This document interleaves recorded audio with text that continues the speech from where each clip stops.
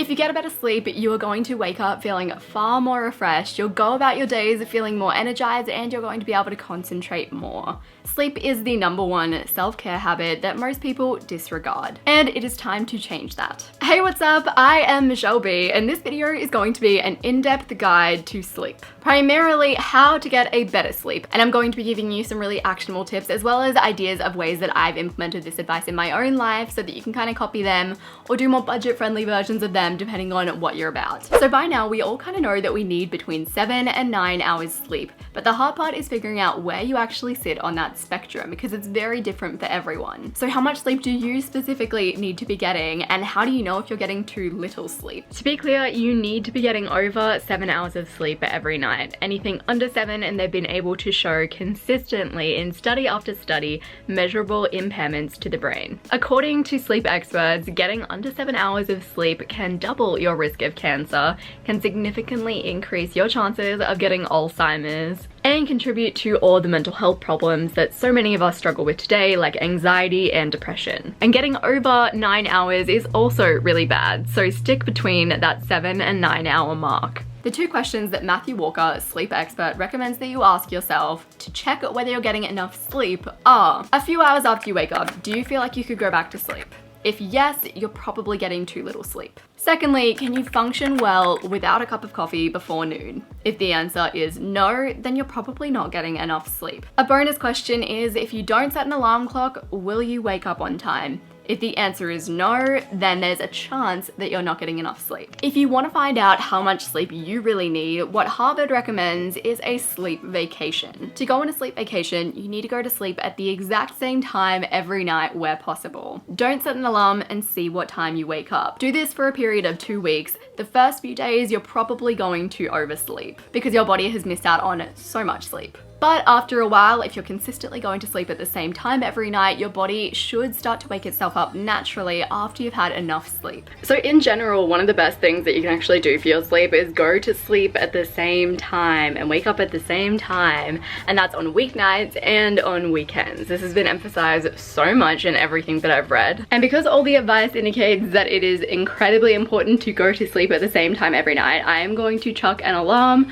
on my Google Home to prompt me to start getting ready for bed at the same time every night. Hey Google, could you set an alarm for 8:30 p.m. every night? Done. Your alarm's set every day at 8:30 p.m. That's probably my biggest issue when it comes to going to bed at the right time. It's just like getting myself up when I feel like a slug, washing my face, and generally just being ready to sleep. The second thing that I want to talk about is the thing that we all avoid thinking about because we'd rather not, and that is managing light and how it impacts your sleep. Then we are going to talk about how to minimize that impact, not necessarily get rid of light overall, but how to make sure that it doesn't impact your sleep quality too much. When you come home at night to a home with all of your lights switched on, then you hop onto your bright ass phone while you eat your dinner, then you cap off your night with a bright TV or iPad playing your favorite Netflix show, i.e. The Good Place. You actually are suppressing melatonin, which is your sleepy hormone that indicates that, hey, it's probably time to hop into bed. Basically, you are screaming at the region of your brain that controls your body clock, it is not yet time to go to sleep. Even a low intensity light of 8 to 10 lux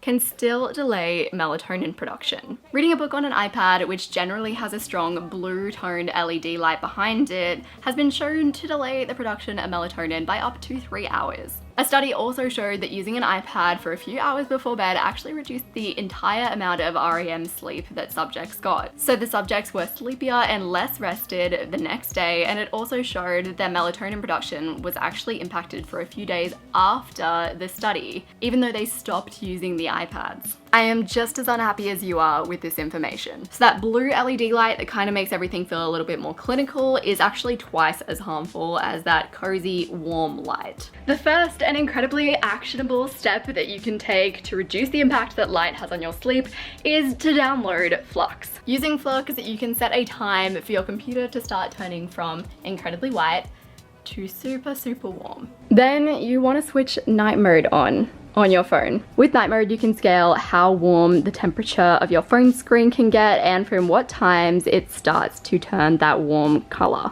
The other thing that you should be doing at night is turning your brightness way down. Also, if you have a reading app that you use or any app that you use that you can turn on to dark mode so that it's a black screen as opposed to a white screen, that's going to help. Mainly at night, you want to be turning off as many overhead lights as possible. Your overhead lights are having a huge impact on your sleep, especially if they are bright white LED lights, which mine are. Mine are pretty much blue. So according to Harvard researchers, red light has the least impact on your sleep, so that is what you want to go for. If you have some extra cash and you're willing to make your space look like a devil's lair, buy some red light bulbs. So I went to another level with this and I actually got myself a few lamps to place around the house, and I got myself some smart lights. So smart lights are lights that you can turn on at a certain time of day, and I can also adjust the tone of these lights so I can make them really orange. And for those of you who are a little bit more hardcore about optimizing your sleep or have a lot of trouble sleeping, you can buy these. These are Swanwick sleep glasses. They are FDA approved and they're great if you are the kind of person that still wants to go on your iPad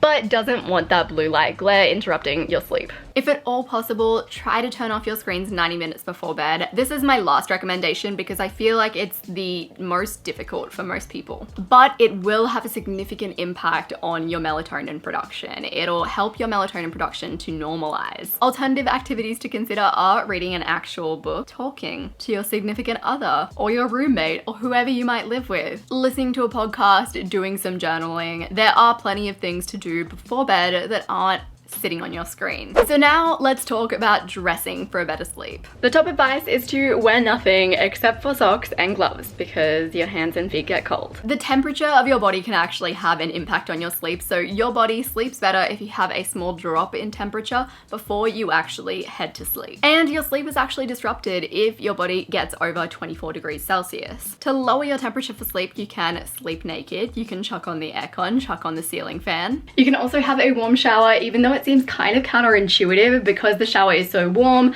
After your shower, your temperature will drop, which will signal to your body that it's time to go to sleep. There are other fancier things that you can do to improve your body temperature for sleep. Things like cooling pads, but it gets quite expensive, so I might leave it at that. I would recommend reading the book 21 Ways to Sleep Smarter for more specific recommendations about products that you can get to help drop your temperature before sleep. But otherwise, just sleep naked. According to Matthew Walker, the author of Why We Sleep, melatonin isn't doing quite as much as everyone thinks that it is. Melatonin is really good if you're older and your melatonin production has slowed down a little. It's good if you have jet lag and you need to reset yourself, but otherwise it's kind of a dud. The one supplement that has been recommended as helpful is magnesium. And according to Sean Stevenson, who is the author of 21 Ways to Sleep Smarter, 80% of us are deficient in magnesium. I've been using this topical magnesium to apply on my chest right before bed. One thing I've noticed is that it's quite itchy, but apparently this is normal. Next, let's talk about creating the perfect room to sleep in. So to create the perfect place to sleep, firstly, you need to be creating darkness. As we know, even a little hint of light can impact your sleep, so remove all devices from your room. You're probably going to have some light seeping into your room from outside, from street lamps, or cars, or whatever else. You can wear an eye mask, that's going to help. However, your skin can actually sense light. It's not just your eyes that you need to worry about. So consider chucking a bunch of blankets over your curtains if you don't have the money for proper blockout curtains. If you do have a bit of cash to spare, invest in some really high quality, thick blockout curtains. Not only will they stop the light from getting in, but they can also block sounds from outside. So for Luke and I personally, we have neighborhood cats that tend to fight right outside of our window. So that is something that I want to invest in for us. Secondly, create an environment that relaxes you. Make sure that your space is clean. It's a space that you want to be sleeping in. Add some sleepy smells. So there was actually a whole store dedicated to essential oils near me. I headed in, I picked up lavender, which is apparently impactful on your sleep and how sleepy you are. I'm not 100% convinced on the benefits of essential oil. However, if it smells good and you feel soothed when you smell it, there is literally no harm. So I bought this essential oil diffuser, but I haven't used it yet. So we're gonna set it up now. So I've got my little diffuser on our bedside table. Let's fill it up and try to get it working so I have a relaxing bedroom space. According to the YouTube lady, I'm just gonna put some water in here. 60 ml is gonna do. I've got my lavender oil. If you can, open the windows if it's not freezing outside. Let some fresh air in. Simulate nature in a way. You want fresh air, you want plants. And to avoid a broken sleep, make your room a no animal zone. That way you don't wake up at 2 a.m. in the morning with your cat kneading on your belly. There are so many things that you can do to help your sleep. I'm gonna recommend 2 books that I really think that you should go out and read if you're interested in this topic: Why We Sleep by Matthew Walker and 21 Ways to Sleep Smarter by Sean Stevenson. 21 Ways to Sleep Smarter, I will admit there are a lot of product recommendations, so just keep that in the back of your mind as you're reading through it. You don't need to buy all of those things.